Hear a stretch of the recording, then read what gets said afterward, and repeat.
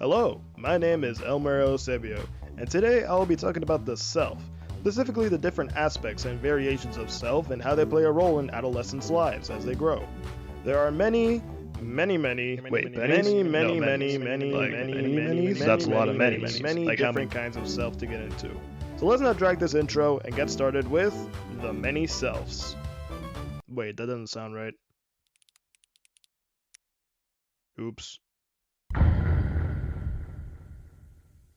Hey, it's me, Goku!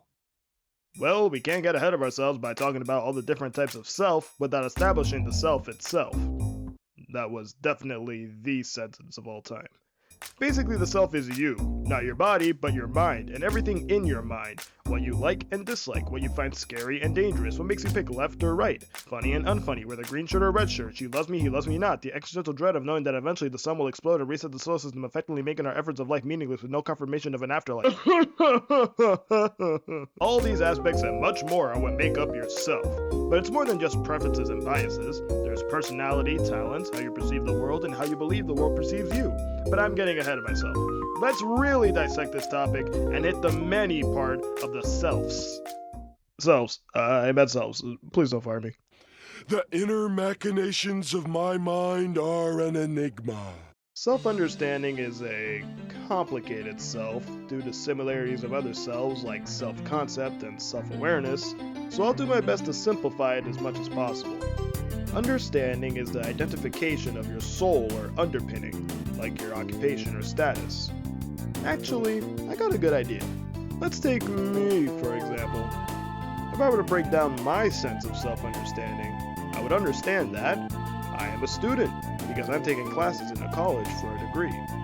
I am a gamer, since playing video games is one of my favorite hobbies, and I play a wide variety frequently, even competitively. I'm a funny person, because, come on, it's me. I'm hilarious. I'm Mr. Funny Guy. That's me. I'm a public speaker. I enjoy presentations, have little issues talking to a large number of people, and I participated in a play and regional contest. Of course, these aspects are far from my whole self. However, they provide the groundwork of understanding how one begins to evaluate themselves by identifying what they are before who they are. And that's the basic gist of self-understanding. An interesting tidbit about self-understanding regarding adolescents specifically is that they begin to understand the concept of multiple selves. After all, as an example, people may identify themselves one way when they're with their group of friends, but may identify themselves much differently with their parents.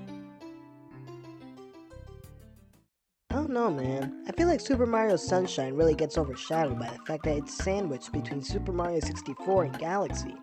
People whine and complain that Mario is so easy, but Sunshine provided an actual challenge without being too hardcore. It's not fair that it gets shade and scraps while 64 and Galaxy are hailed as peak Mario. Father, I have returned to my humble abode. I request that you open this door that blocks my path in order for me to rest my dreary head upon my mattress.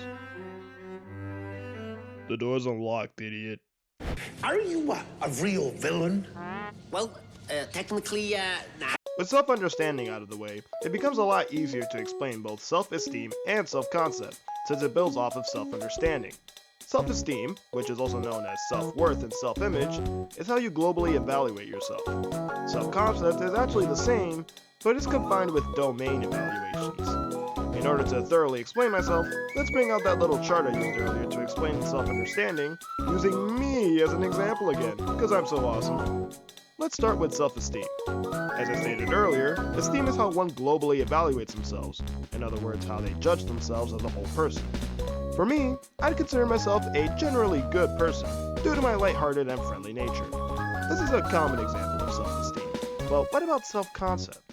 Well, for me specifically, I might use my gamer status as a domain, and evaluate how good I am as a gamer.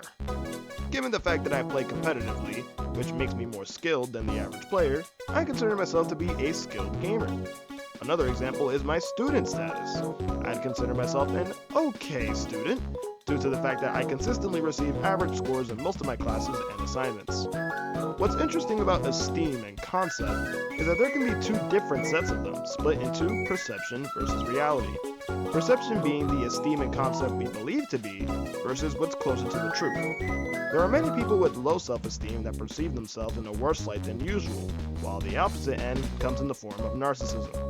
Narcissism is when someone with high self-esteem holds themselves in such high regard that they become completely self-centered and self-concerned even when approaching and interacting with others. Now, how does self-esteem fluctuate in adolescence specifically? Well, school plays a big role, but rather than just tell you, how about you take a guess? I'll even give you a multiple choice question. Here's your prompt. Which transition causes the most decrease of self-esteem for students? Is it A, pre-K and kindergarten to elementary school, B, high school to college, C, elementary school to middle school, or is it D, middle school to high school? Go on, take a guess. I'll give you a few seconds, don't worry.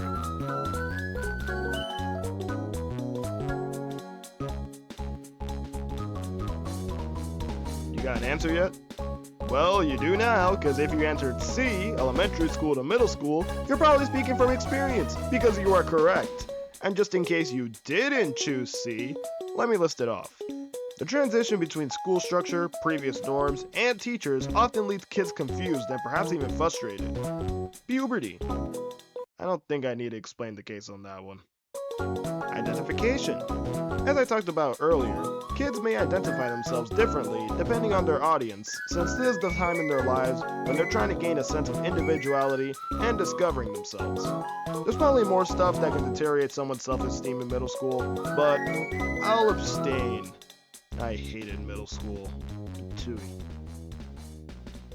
Oh my, it's almost over. In the intro, I made it pretty obvious that there are many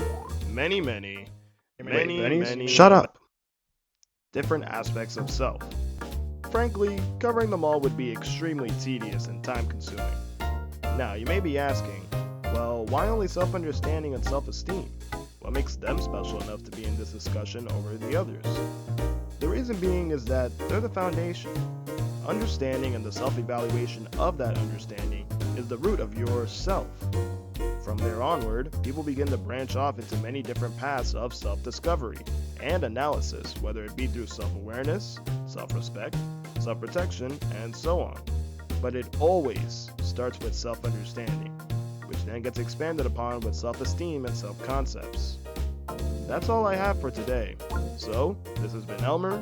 I hope you enjoyed the video, and I suck at making outros, so if there was an explosion edit to create a nonsensical but rather comical ending that plays into the fact that I lack transitioning skills, that'd be nice. Yep. That would be pretty convenient if that happened.